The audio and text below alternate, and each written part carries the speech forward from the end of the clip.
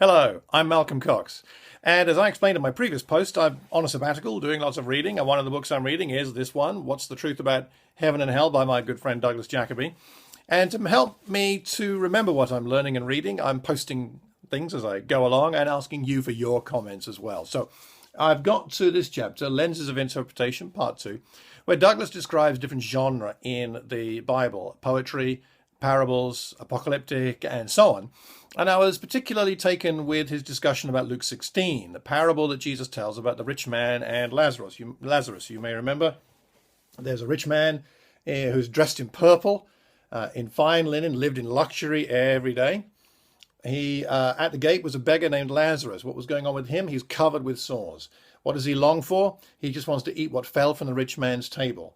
Even the dogs came and licked his sores. So he's in a bad state.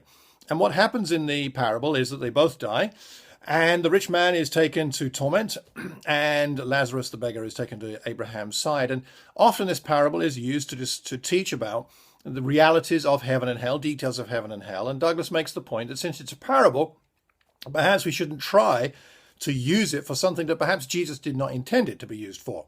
It was intended more to be a warning about the dangers of wealth. And of course, the rest of his teachings and the New Testament describes a lot about the dangers of wealth and what we should do with it if we are wealthy. It's not that being wealthy is the problem, but it's what it can do to us.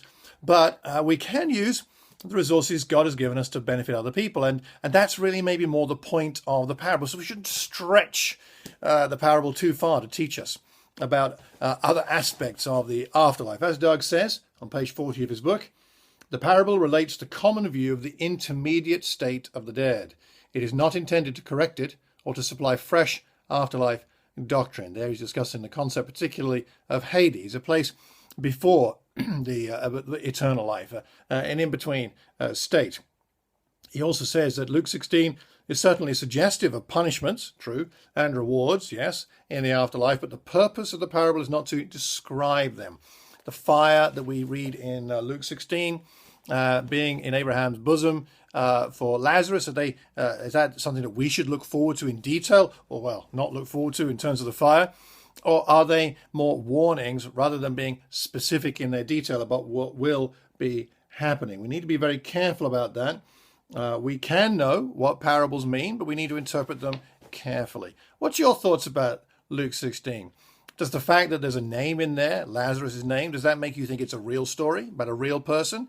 Or do you think he's just picking a name because, well, it helped to make the story come alive? Do you think it's about a real person, or do you think it's just a parable? And if it is a parable, what do you take from it? Do you take a lot about heaven and hell from it? And if so, why?